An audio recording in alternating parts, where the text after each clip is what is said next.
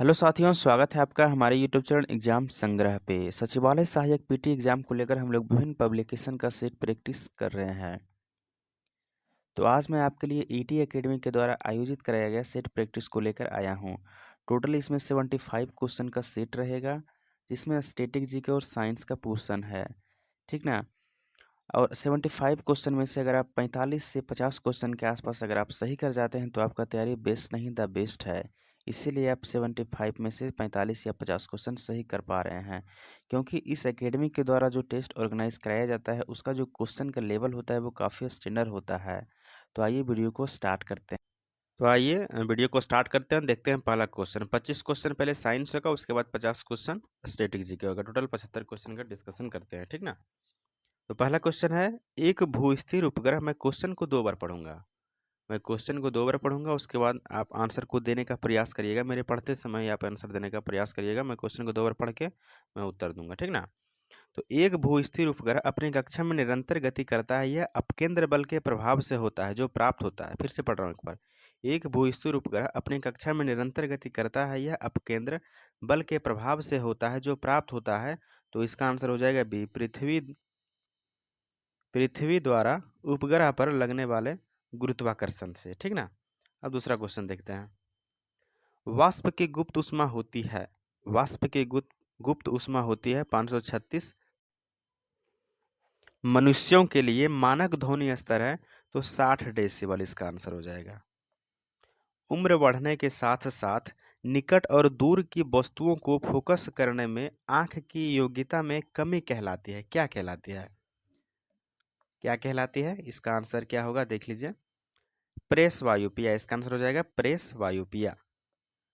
उसके बाद 80 number question क्या है, एमसीबी जो लघु पथन के मामले में विद्युत की पूर्ति को काट देता है काम करता है। यानी कि एमसीबी जो लघु पथन के मामले में विद्युत की पूर्ति को काट देता है काम करता है धारा के तापन प्रभाव पर। यानी कि एमसीबी किस पर काम करता है? तो धारा के तापन प्रभाव पर काम करता है। 81 नंबर क्वेश्चन क्या है, फ्लेमिंग के बाएं हाथ का नियम दिशा बताते हैं। फ्लेमिंग के जो बाएं हाथ का नियम है वो दिशा बताते हैं। तो इसका आंसर क्या हो जाएगा, विद्युत चालक में बल की दिशा जब चालक चुंबकीय क्षेत्र में है। विद्युत चालक में बल की दिशा जब चालक चुंबकीय क्षेत्र में है। 82 नंबर क्वेश्चन देख लीजिए। नाभिकीय रिएक्टरों में ऊर्जा उत्पन्न होती है। नाभिकीय रिएक्टरों में ऊर्जा उत्पन्न होती है नियंत्रित विखंडन द्वारा। एक क्वेश्चन यहाँ कंफ्यूजन वाला है। दूसरा क्वेश्चन ये एग्जाम में पूछा जाता है कि परमाणु में ऊर्जा उत्पन्न होती है अनियंत्रित विखंडन द्वारा, ठीक ना। तो 83 नंबर क्वेश्चन देख लीजिए। इसमें मिलान करना है आपको। इसमें आपको मिलान करना है। तो इसका सही आंसर क्या हो जाएगा? इसका सही आंसर हो जाएगा, एक मिनट इसको थोड़ा सा डिलीट कर देते हैं। इसका सही आंसर हो जाएगा बी, ठीक ना। अब इसके अनुसार आप भी मिला सकते हैं या फिर हम एक बार पढ़ देते हैं इसको, ठीक ना। तो एक का हो जाएगा 3, एनीमोमीटर वायु गति मापता है, ठीक ना। बी का हो जाएगा 4, विद्युत गति एमीटर द्वारा मापा जाता है। सी का 1 यानी कि घूर्णन की गति टेकोमीटर द्वारा मापा जाता है। और पायरोमीटर द्वारा उच्च ताप मापा जाता है, ठीक ना। ये क्वेश्चन हो गया। अब 84 नंबर क्वेश्चन क्या है, कैलोरी, एक कैलोरी ऊष्मा का मान होता है।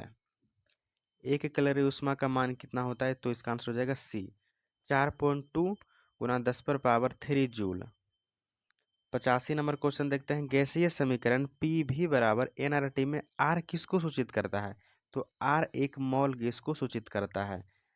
86 नंबर, बेकिंग सोडा का रासायनिक सूत्र क्या है? NH CO3। इसका आंसर क्या हो जाएगा? D, NH CO3। 87 number question देख लीजिए। एक सूक्ष्म सेल में निम्नलिखित में से किसका इलेक्ट्रोलाइट्स की तरह इस्तेमाल होता है? एक सूक्ष्म सेल में निम्नलिखित में से किसका इलेक्ट्रोलाइट्स की तरह, हाईलाइट कर रहा हूँ, इलेक्ट्रोलाइट्स की तरह इस्तेमाल होता है? तो इसका आंसर हो जाएगा मैग्नीशियम क्लोराइड और जिंक क्लोराइड। मैग्नीशियम क्लोराइड और जिंक क्लोराइड का इलेक्ट्रोलाइट्स की तरह इसका इस्तेमाल किया जाता है। जर्मन सिल्वर में निम्नलिखित में से कौन सा नहीं होता है? जर्मन सिल्वर जो बनता है निम्नलिखित में से किससे मिलकर नहीं बनता है? तो इसका आंसर हो जाएगा सिल्वर। जर्मन सिल्वर में सिल्वर नहीं होता है, ठीक ना। शैवालों की कोशिका भित्ति किसकी बनी होती है? शैवालों की कोशिका भित्ति बनी होती है सेल्यूलोज की। सेल्यूलोज की शैवालों की कोशिका भित्ति बनी होती है, ठीक ना। तो मूलांकुर के अतिरिक्त पौधों के किसी भाग से विकसित होने वाली जड़ें कहलाती हैं। मूलांकुर के अंतर्गत अतिरिक्त पौधों के किसी भी भाग से विकसित होने वाली जड़ें क्या कहलाती है? अपस्थानिक मूल कहलाती है, ठीक ना। 91 नंबर क्वेश्चन देख लेते हैं। किस पादप हार्मोन के छिड़काव से अनिषेक फल प्राप्त किए जा सकते हैं? तो इसका ऑक्सिन हो जाएगा। फिर से पढ़ दे रहा हूँ। किस पादप हार्मोन के छिड़काव से अनिषेक फल प्राप्त किए जा सकते हैं? तो इसका आंसर हो जाएगा ऑक्सिन। नेक्स्ट क्वेश्चन देख लेते हैं 92 नंबर। निम्नलिखित में से कौन से पादप उत्तकों में मृत कोशिकाएं होती है? तो इसका आंसर हो जाएगा दृढ़ोतक। जीव द्रव्य शब्द का प्रयोग सर्वप्रथम किसने किया था? पुरकिंजे। जीव द्रव्य शब्द का प्रयोग किसने किया था? पुरकुंजे ने किया था। पुरकिंजे ने किया था। 94 नंबर क्या है? निम्नलिखित में से कौन सा वह कोशिकांग है जो प्रोकैरियोटिक कोशिका में नहीं पाया जाता है? तो इसका आंसर हो जाएगा माइटोकॉन्ड्रिया, जो है प्रोकैरियोटिक कोशिका में नहीं पाया जाता है। निम्नलिखित में से कौन सा ओजोन रिक्ति कारक है, यानी कि ओजोन के लिए कौन सा जिम्मेदार है? तो फ्लोरोकार्बन, हेलॉन्स और कार्बन टेट्राक्लोराइड। इसका आंसर हो जाएगा 1, 2, 3, यानी कि इनमें से सभी। मनुष्य के शरीर में पाई जाने वाली कौन सी ग्रंथि वाहिनी विहीन है? तो इसका आंसर क्या हो जाएगा? अंतःस्रावी ग्रंथि। इसका आंसर हो जाएगा अंतःस्रावी ग्रंथि।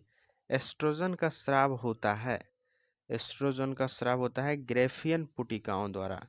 किसके द्वारा होता है? ग्रेफियन पुटिकाओं के द्वारा। 98 नंबर का देख लेते हैं क्वेश्चन। इसका ऑप्शन हो जाएगा ए। तो आइए हम मिलान कर लेते हैं इसका। ए का हो जाएगा 2, यानी कि ओटाइटिस कान से संबंधित है। एंसेफ्लाइटिस ये मस्तिष्क से संबंधित है। उसके बाद क्या लिखा हुआ है? लॉरेंजाइटिस ये गला से संबंधित है। और हेपेटाइटिस ये यकृत से संबंधित है, ठीक ना। तो ये हो गया आपका 98 नंबर क्वेश्चन। 99 नंबर क्वेश्चन देखते हैं।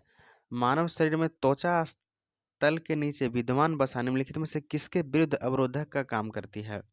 मानव शरीर में त्वचा तल के नीचे विद्यमान वसा निम्नलिखित में से किसके विरुद्ध अवरोधक का काम करती है? तो इसका आंसर हो जाएगा शरीर के ऊष्मा का क्षय के विरोध काम करती है, ठीक ना।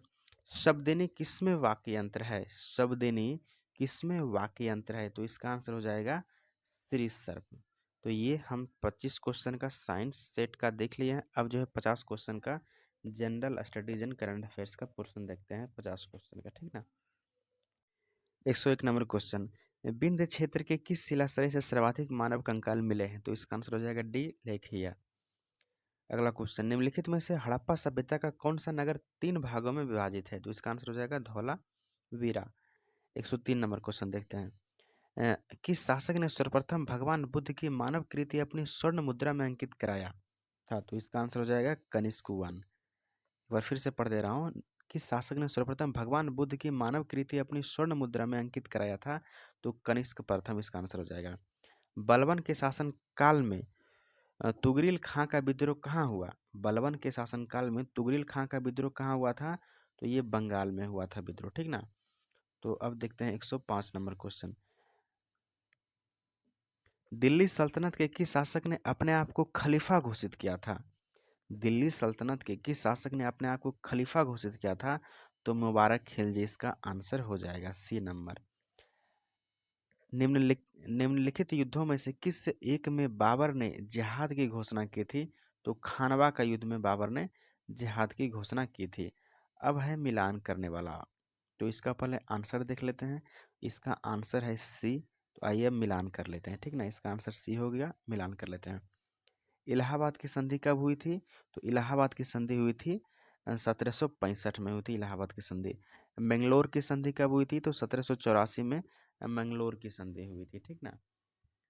सालवई की संधि कब हुई थी? तो 1782 में सालवई की संधि हुई थी। और मद्रास की संधि कब हुई थी? तो 1769 में मद्रास की संधि हुई थी। ये क्वेश्चन हो गया आपका। 108 नंबर क्वेश्चन देखते हैं। निम्न में से किसे राजा राम मोहन राय के धार्मिक सामाजिक विचारों के विरुद्ध में प्रारंभ किया गया था? देखिए, निम्न में से किसे राजा राम मोहन राय के धार्मिक सामाजिक विचारों के विरोध में जो है आरंभ किया था? तो समाचार चंद्रिका को जो है इसके विरोध में जो है ये प्रकाशित किया गया था। 1857 ईस्वी के संग्राम के निम्नलिखित केंद्रों में से सबसे पहले अंग्रेजों ने किसे पुनः अधिकृत किया था? तो इसका आंसर हो जाएगा दिल्ली। इसका आंसर क्या हो जाएगा? दिल्ली इसका आंसर हो जाएगा। 110 नंबर क्वेश्चन देखते हैं। असहयोग आंदोलन के दौरान बिहार में कृषकों का नेतृत्व किसने किया था?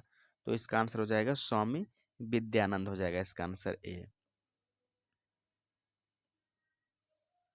फिर देखते हैं 111 नंबर क्वेश्चन क्या है। लंदन में संपन्न हुए गोलमेज सम्मेलन में भारतीय ईसाइयों का प्रतिनिधित्व किसने किया था? तो केटी पॉल ने किया था, ठीक ना। तो 111 का हो जाएगा डी हो जाएगा। फिर भारत छोड़ो आंदोलन के दौरान उत्तर प्रदेश के निम्नलिखित जिलों में से किसमें समानांतर सरकार की स्थापना की गई थी? तो इसका आंसर क्या हो जाएगा? बलिया में जो है समानांतर सरकार की स्थापना की गई थी, ठीक ना। निम्नलिखित में से किसने पेशवा के पद को वंशानुगत बना दिया? तो बालाजी विश्वनाथ इसका आंसर हो जाएगा ए। निम्नलिखित में से किसने पेशवा के पद को वंशानुगत बना दिया? तो इसका आंसर हो जाएगा ए। वह व्यक्ति जिसने 4 अप्रैल 1919 को दिल्ली की जामा मस्जिद के प्रवचन मंच से हिंदू मुस्लिम एकता पर भाषण दिया था?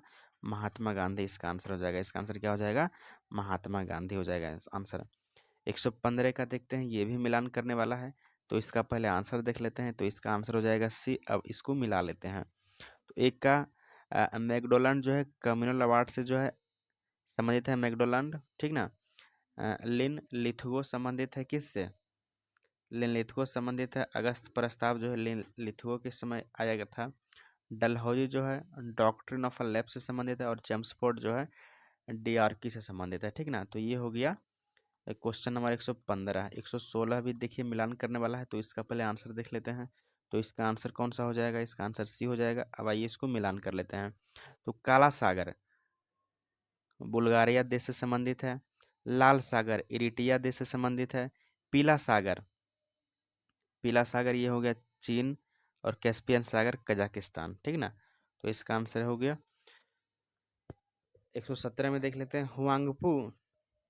हुवांगपू नदी निम्न में से किस नगर में होकर बहती है? तो इसका आंसर हो जाएगा संघाई। हुआंगपू जो नदी है वो संघाई नगर से होकर बहती है। देखिए फिर एक मिलान करने वाला आ गया। तो 118 का आंसर क्या हो जाएगा? डी। अब आइए इसको मिलान कर लेते हैं। मरखा घाटी ये जम्मू कश्मीर में है। जूको घाटी ये नागालैंड में है। सांगला घाटी ये सिक्किम में है। और यूथांग घाटी ये सिक्किम में, सॉरी, सांगला घाटी हिमाचल प्रदेश में है, ठीक ना। उसके बाद देख लीजिए क्या है। निम्न में से किसको टॉप स्लिप भी कहा जाता है? टॉप स्लिप किसे कहा जाता है? तो इसका आंसर हो जाएगा 119 का डी नंबर। इंदिरा गांधी वन्यजीव अभ्यारण्य को टॉप स्लिप भी कहा जाता है।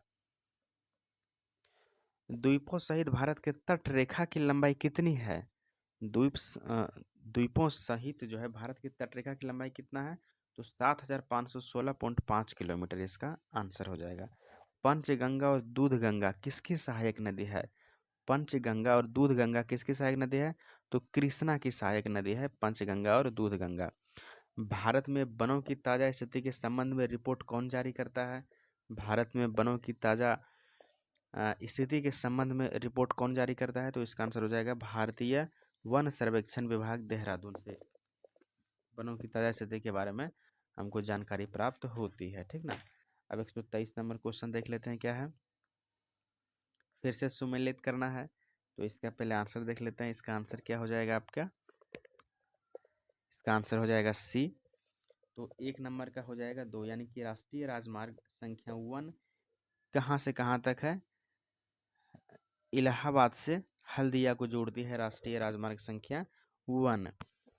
उसके बाद राष्ट्रीय राजमार्ग 2 ये सदिया से धुबरी को जोड़ती है। राष्ट्रीय राजमार्ग 3 ये कोल्लम से कोट्टापुरम। और राष्ट्रीय राजमार्ग 4 ये काकीनाडा से मरक्कानम को जोड़ती है।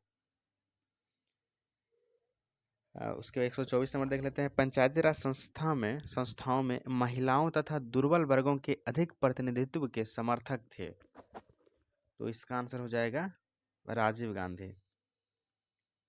पंचायती राज संस्थाओं में महिलाओं तथा दुर्बल वर्गों के अधिक प्रतिनिधित्व के समर्थक कौन थे? राजीव गांधी।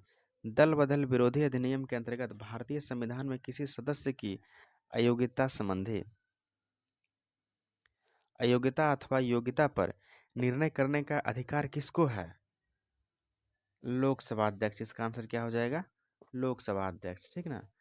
उसके बाद 126 नंबर क्वेश्चन देख लेते हैं। यदि संवर्ती सूची के किसी विषय पर राज्य विधानमंडल द्वारा निर्मित अधिनियम उसी विषय पर संसदीय अधिनियम परस्पर विरोधी हो तो?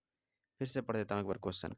यदि समवर्ती सूची के किसी विषय पर उस राज्य विधानमंडल द्वारा निर्मित अधिनियम उसी विषय पर संसदीय अधिनियम परस्पर विरोधी हो तो क्या होगा? तो इसका आंसर हो जाएगा संसदीय अधिनियम अधिनियम राज्यीय अधिनियम पर अभिबासी होगा। तो 126 का हो गया सी नंबर। ठीक ना। 127 का देख लेते हैं। यदि भारत का प्रधानमंत्री राज्यसभा का सदस्य हो तो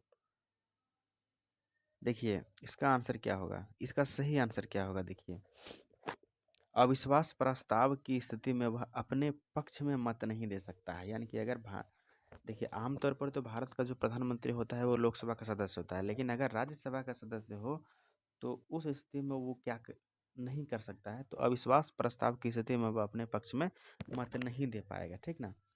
तो इसका आंसर हो जाएगा। अब देखते हैं 128। राष्ट्रपति संविधान के किस अनुच्छेद के तहत भारत के मुख्य न्यायाधीश के समक्ष शपथ ग्रहण करता है? तो राष्ट्रपति का शपथ ग्रहण से संबंधित अनुच्छेद कौन सा है? 60। ठीक ना। तो 128 का हो जाएगा सी नंबर। उसके बाद देखते हैं निम्नलिखित जोड़ों में से किसने देशी रियासतों को भारतीय संघ का अंग बनाने में सबसे महत्वपूर्ण भूमिका अदा की थी? तो इसका आंसर क्या हो जाएगा? सरदार पटेल व बीपी मैनन साहब की बदौलत ही जो है भारत का पूरी तरह से एकीकृत हुआ था। ठीक ना। उसके बाद देख लेते हैं भारत के प्रधानमंत्री का निम्नलिखित में से कौन कालक्रम सही है? यानी कि सबसे पहला यानी कि कालक्रम के अकॉर्डिंग हमको इसको बताना है। तो पहला नंबर में कौन हो जाएगा इसका आंसर? जवाहरलाल नेहरू हो जाएगा। उसके बाद कौन हो जाएगा? इसका आंसर ये देख लेते हैं एक बार। उसके बाद इंदिरा गांधी हो जाएगा, फिर मोरारजी देसाई, फिर चौधरी चरण सिंह इसका आंसर हो जाएगा। सार्वजनिक क्षेत्र से तात्पर्य है सार्वजनिक क्षेत्र से तात्पर्य है 131 का आंसर क्या हो जाएगा? वाणिज्य एवं व्यापार पर सरकार का नियंत्रण। यानी कि सार्वजनिक क्षेत्र से क्या संबंधित है? जब वाणिज्य और व्यापार पर सरकार का नियंत्रण होता है तो उसको क्या कहते हैं? सार्वजनिक क्षेत्र के अंतर्गत उसको मानते हैं।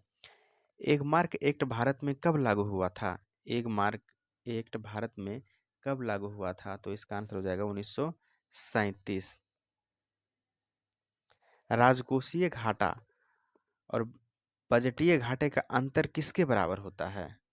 राजकोषीय घाटा और बजटीय घाटे का अंतर किसके बराबर होता है? तो सार्वजनिक ऋण के बराबर होता है। किसके बराबर होता है?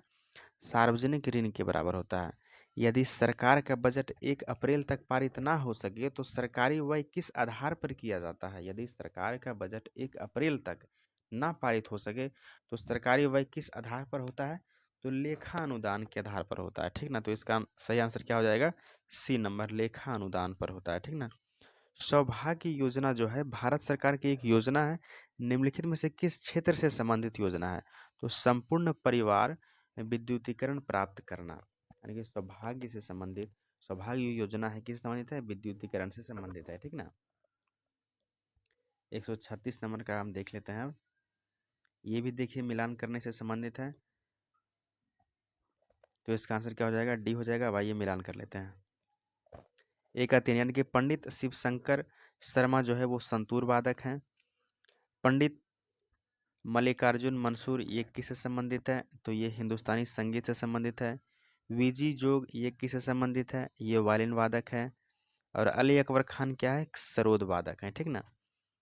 तो आपने उसका आंसर दिख लिया। अब 137 का देखते हैं। वांगला त्यौहार भारत के निम्नलिखित में से किस राज्य में मनाया जाता है? यानी कि बांग्ला जो त्यौहार है भारत के किस राज्य में मनाया जाता है? तो इसका आंसर हो जाएगा मेघालय। इसका आंसर क्या हो जाएगा?